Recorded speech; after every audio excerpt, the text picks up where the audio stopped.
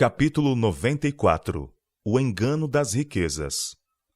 Alguns dos que professam crer na verdade têm pouco discernimento e não podem apreciar a dignidade moral. Pessoas que se gabam de sua fidelidade à causa e falam como se soubessem de tudo, não são humildes de coração. Eles têm dinheiro e propriedades, e isso é suficiente para lhes dar influência sobre alguns, mas não os ergue nem um jota no favor de Deus. O dinheiro tem poder e exerce poderosa influência. Excelência de caráter e valor moral são frequentemente passados por alto, se possuídos por um homem pobre. Que interesse tem Deus pelo dinheiro e pela propriedade? O gado sobre milhares de montanhas é seu. O mundo e tudo o que neles há são seus. Os moradores da terra são para eles como gafanhotos. Homens e propriedades são semelhantes ao pó miúdo das balanças. Deus não faz acepção de pessoas. Homens de posses olham muitas vezes para sua riqueza e dizem: por minha capacidade, adquiri para mim essa riqueza. Mas quem lhes deu poder para adquirir riquezas? Deus concedeu-lhes a habilidade que possuem, mas, em vez de dar-lhe glória, eles a tomam para si mesmos.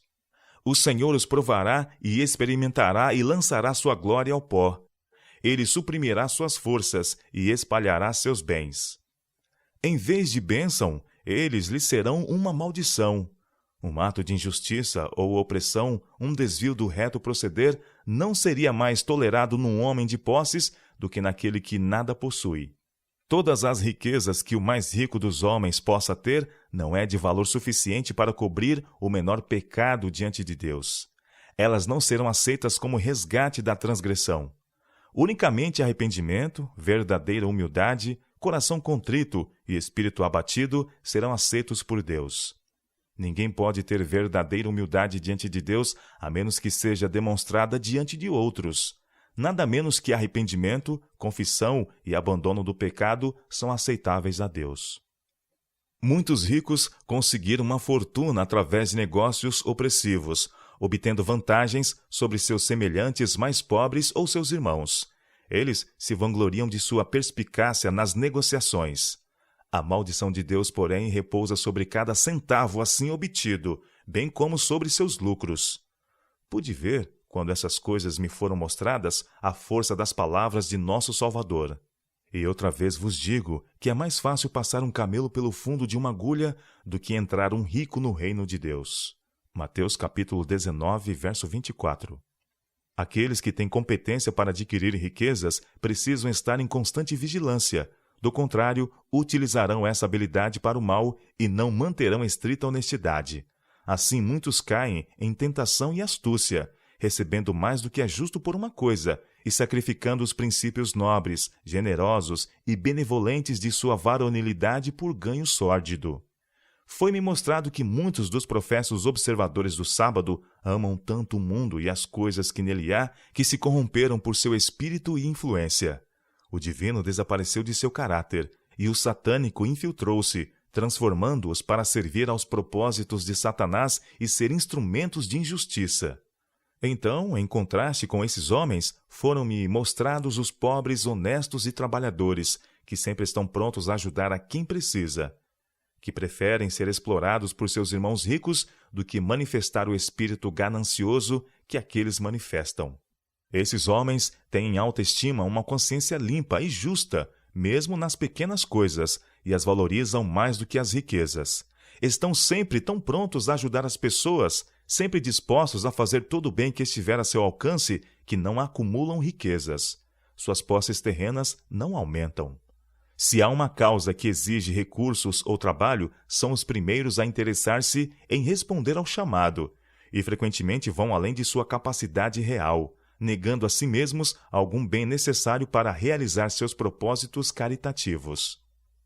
Como eles não podem orgulhar-se muito de tesouros terrenos, são olhados como deficientes em habilidade, discernimento e sabedoria. Podem não ser considerados como tendo valor especial, e sua influência não pode ser apreciada pelos homens. Mas como Deus vê esses sábios homens pobres?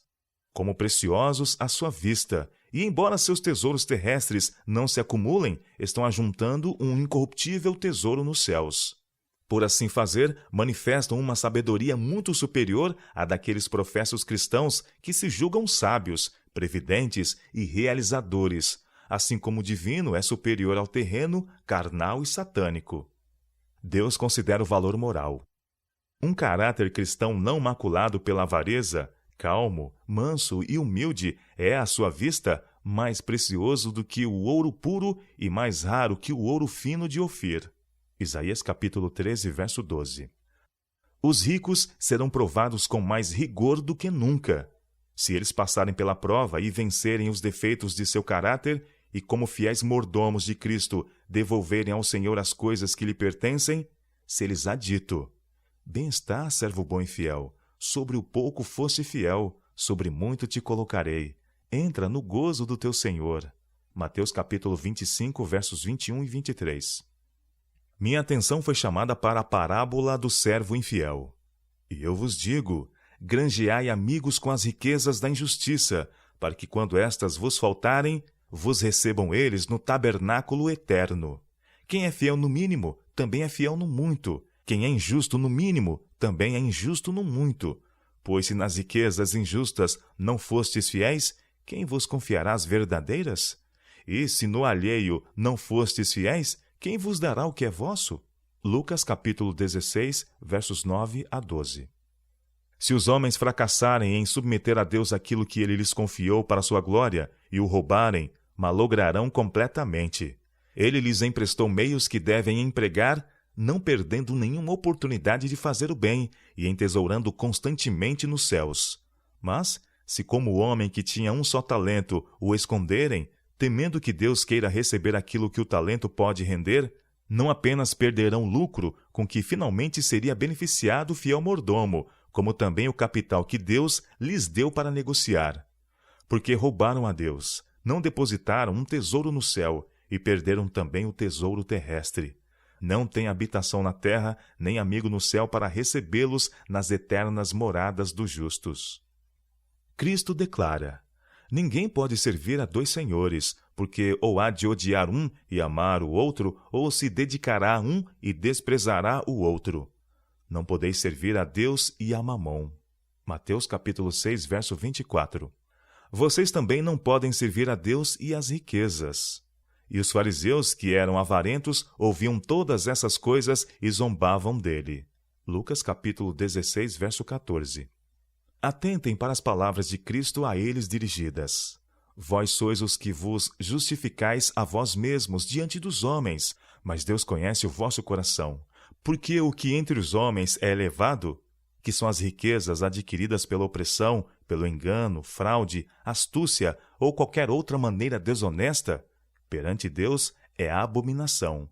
Lucas capítulo 16, verso 15.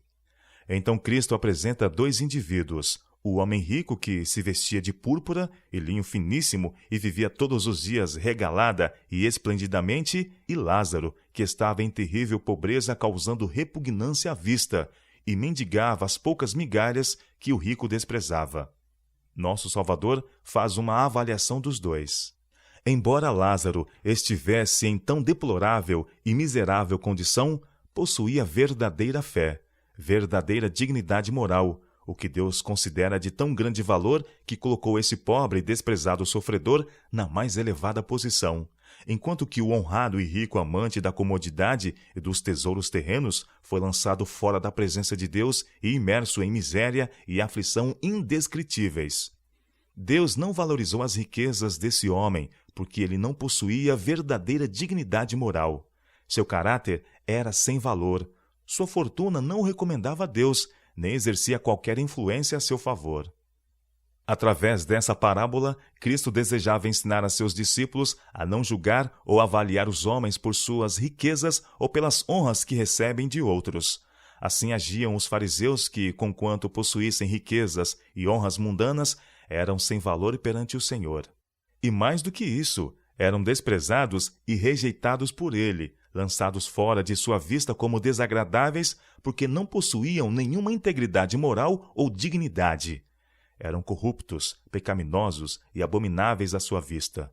O pobre, desprezado por seus semelhantes mortais e odioso a seus olhos, era de mais valor perante o Senhor porque possuía integridade moral e dignidade, estando assim qualificado para ser introduzido na sociedade dos puros e santos anjos e ser herdeiro de Deus e co-herdeiro com Cristo.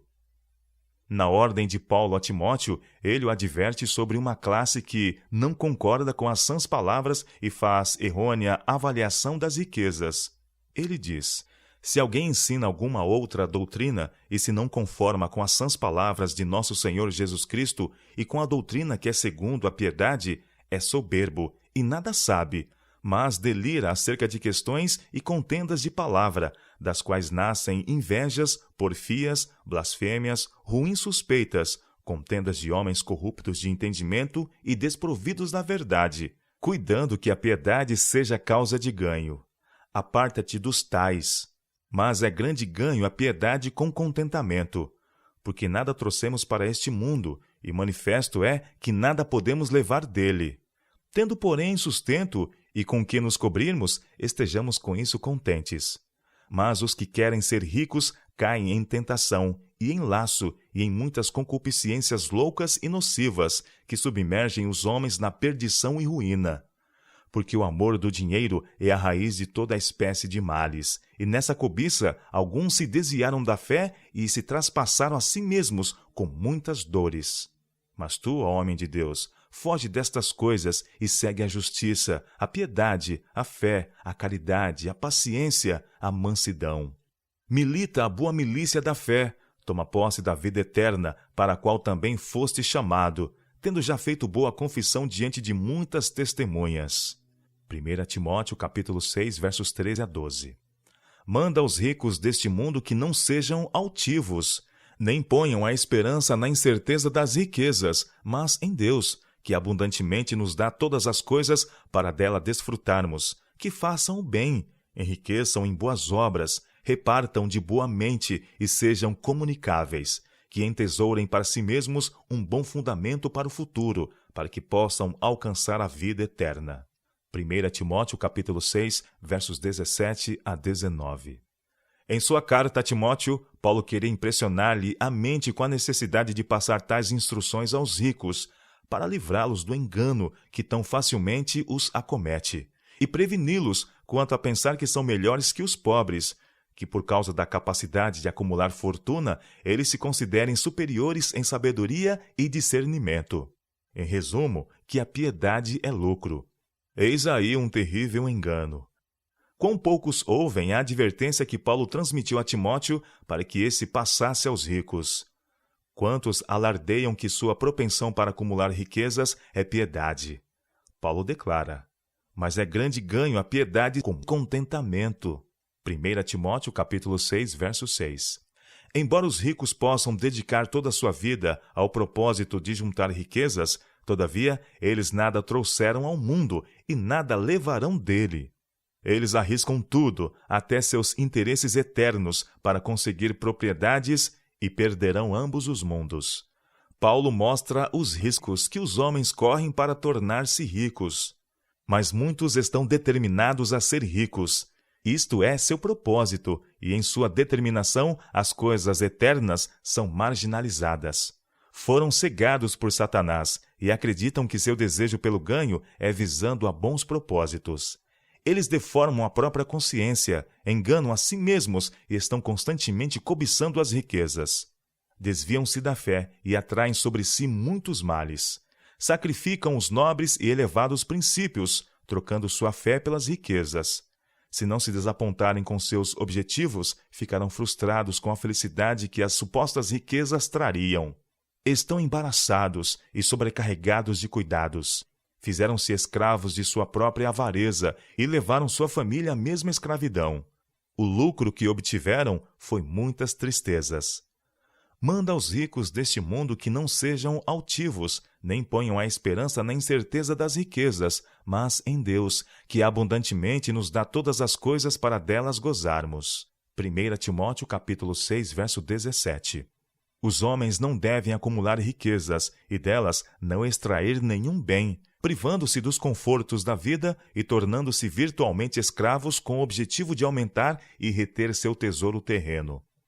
O apóstolo Paulo mostra o único e legítimo uso das riquezas e diz a Timóteo para exortar os ricos a que façam o bem, enriqueçam de boas obras, repartam de boa mente e sejam comunicáveis, que entesourem para si mesmos um bom fundamento para o futuro, referindo-se ao fim do tempo, para que possam alcançar a vida eterna. 1 Timóteo, capítulo 6, versos 18 e 19. Os ensinos de Paulo se harmonizam perfeitamente com as palavras de Cristo. Granjeai amigos com as riquezas da injustiça, para que quando estas vos faltarem, vos recebam eles nos tabernáculos eternos. Lucas capítulo 16, verso 9. Mas é grande ganho a piedade com contentamento. 1 Timóteo capítulo 6, verso 6.